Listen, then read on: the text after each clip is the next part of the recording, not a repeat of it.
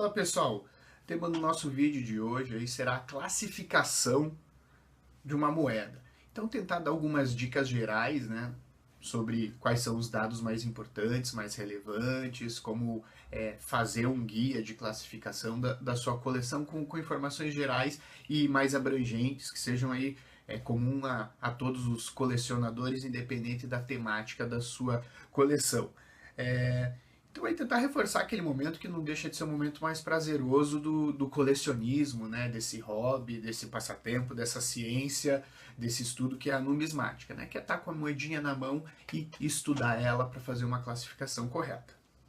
Bom, pessoal, o primeiro ponto que devemos levar em consideração é que, assim, cada tipo de coleção vai ter um tipo de classificação, né? Então não vai ser uma entrada na internet e ver, por exemplo, como que a classificação de tal coleção é feita e copiar exatamente todos aqueles dados e todo aquele modelinho, né, do que deve ser classificado e pesquisado numa moeda.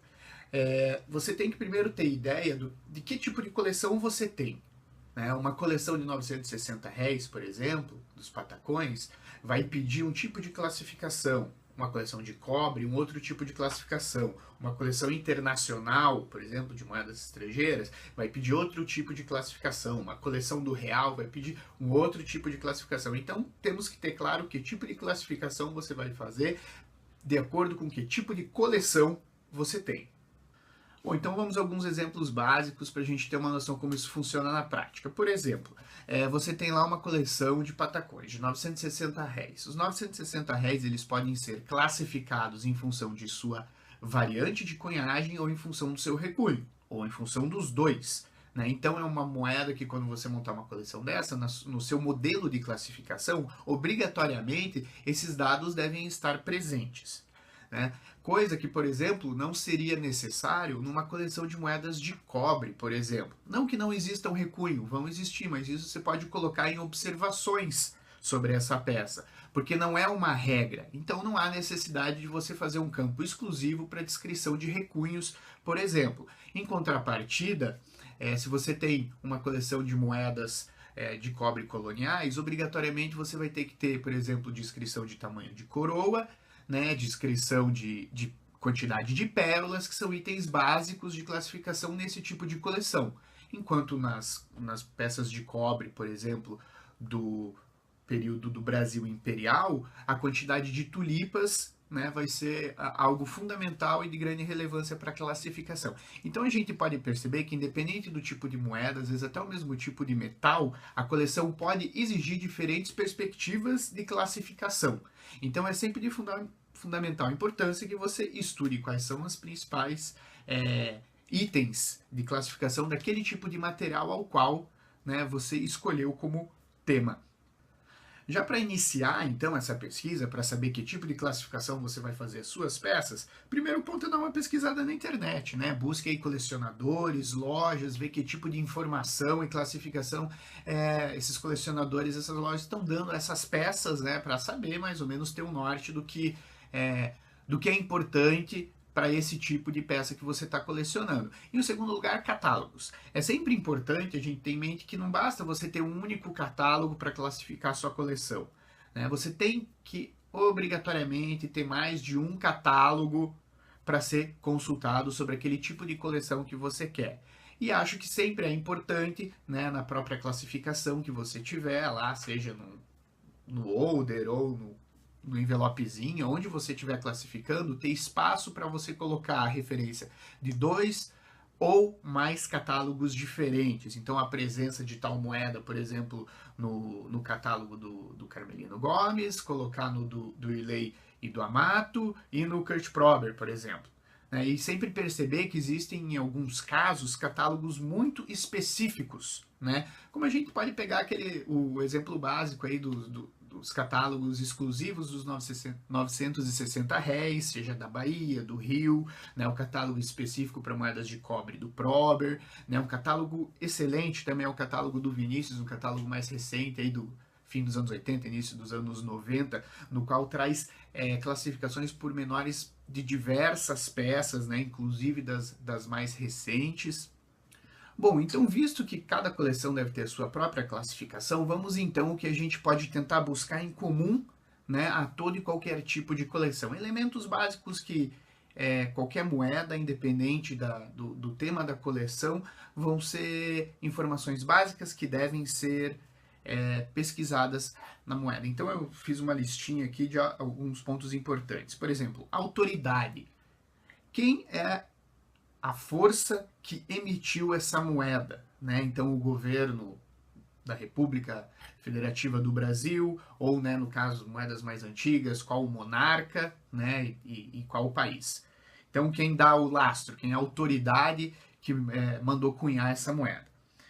Aí nós temos, por exemplo, a data, o valor facial, o tipo de metal, o tipo de serrilha, é sempre importante, algo que pouca gente presta atenção, né, que tipo de serrilha é, diâmetro, peso, estado de conservação, né, local de cunhagem, a casa, um campo sempre para ter observações, né, porque pode ser que apareça, né, algum pequeno erro, algum pequeno detalhe que não se encaixe em nenhuma dessas descrições, então sempre tem que ter um lugarzinho extra para qualquer adendo. A origem e valor, ou seja, quando você comprou, por quanto, de quem, né, de onde essa peça vem, sobretudo quando você tem peças de importantes coleções, é sempre importantíssimo você acabar guardando essa referência, né, para ter o pedigree dessa peça. Então, eu acho que pelo menos isso vai ser comum a toda e qualquer coleção, certo? É importante que esses dados estejam presentes. E daí, por fim, né, todo aquele conjunto de dados a mais referentes à temática de coleção que você tem. Como já expliquei anteriormente. Bom, pessoal, então eu creio que essas sejam assim as orientações gerais assim que são necessárias para você começar a se debruçar, estudar e montar aí uma forma ideal de classificação, modelo classificatório para a sua coleção. Então, para ilustrar um pouquinho isso, eu separei alguns envelopes, né, de peças que eu comprei aí ao longo do tempo para minha coleção e vieram com envelopinhos interessantes, com dados, características, então para ilustrar um pouco disso que eu apresentei para vocês. Bom, o primeiro exemplo que trazemos então é um envelopezinho da coleção do Dr. Enio Garletti, de Ponta Grossa, então uma coleção de cobre do Brasil, como já vem aí indicado. Vem aí primeiramente aí os itens básicos de classificação, valor, data, letra, e depois algumas questões pertinentes a uma classificação efetivamente do cobre, né? Então pérolas ou tulipas, florões, cruzetas ficam em destaque. Dá para perceber ali o valor em dólar, né? Então o valor que provavelmente ele deve ter pago aí quando comprou a peça. Lembrando que algum tempo atrás, antes do Plano Real, por exemplo, toda a cotação das moedas brasileiras era feita em dólar, que era uma moeda aí mais estável. Do outro lado ali a gente pode ver observações anverso e reverso, então com amplo destaque aí, espaço para colocar qualquer tipo de observação que seja necessária. E abaixo ali dá para ver, né, adquirido em, para você colocar a data e a pessoa que fez a venda. Esse outro exemplo nós não temos o nome do colecionador em si, né, então não vem identificado, mas a gente, pelos dados que possuem esse envelope, a gente já consegue perceber que é feito para moedas de cobre do Brasil, né, seja do período que for, colônia, império ou Brasil, Reino Unido de Portugal. A gente percebe isso por algumas características básicas, como ali tulipas, estrelas, folhas de tabaco, flores, café, pérolas, então aí todos os itens que são necessários a uma classificação de peças de cobre, e também amplo lugar aí para observações gerais. Esse outro exemplo da coleção do Odilon Eders traz aí um envelopezinho destinado à coleção dos 960 réis. Então a gente tem no lado esquerdo aí a identificação da coleção e as informações básicas da peça, incluindo o tipo de variante do 960 réis. E do lado esquerdo, no outro lado do envelopezinho, a gente tem a classificação do recunho, ou seja, da moeda base. Então a gente vê que é uma proposta aí de classificação bem específica para uma coleção dos 960 réis e todas as suas características. Por fim, trazemos aí para fechar mais 4 exemplos, né? A gente tem aí 3 envelopezinhos, os mais antigos aí referentes a coleções de peças de cobre, né? Logicamente, como a minha coleção é mais destinada ao cobre, a maioria dos exemplos que eu trago são referentes ao cobre. O da direita, da parte superior, é interessante ressaltar que a coleção do Kurt Prober é um modelo muito similar a esse aí, né? Você vê que a descrição é bem detalhada, com quantidade de frutos no ramo de café, por exemplo, folhas no ramo de fumo, então uma descrição bem minuciosa e detalhada, né? Lembrar que ele sempre falava que ele não era um numismata, mas um numismatógrafo, né? Que tem a ideia da grafia, da descrição densa da peça em todos os seus detalhes. Então ele tem um envelopezinho bem completo desse ponto de vista, né? E por fim, o envelope mais branquinho aí foi um que eu desenvolvi logo do início da coleção. Né? Acabei nem usando porque eu não uso os envelopes, mas acabei desenvolvendo esse. Fica uma dica aí que eu mandei fazer um carimbo, né, com os dados todos que eu queria, e eu comprava um envelopezinho branco e carimbava, né, esse escrito nele para fazer o preenchimento dos dados. Né? Fica mais barato do que mandar fazer sob encomenda um envelope numa gráfica, por exemplo.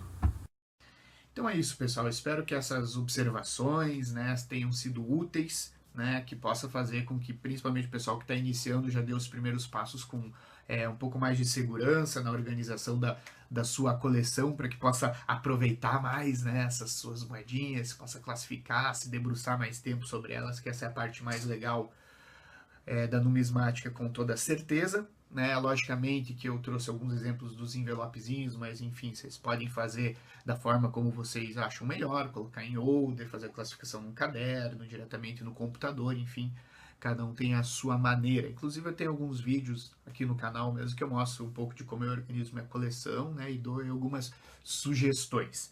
Então é isso, pessoal. Valeu o play, como sempre, valeu o apoio. Fico feliz pra caramba que sempre tenho recebido diversas mensagens de incentivo, enfim, o pessoal tá curtindo. Então mandem suas dúvidas, suas sugestões, joinha no vídeo, compartilhem e até o próximo domingo aí com um tema novo voltado à numismática. Até mais!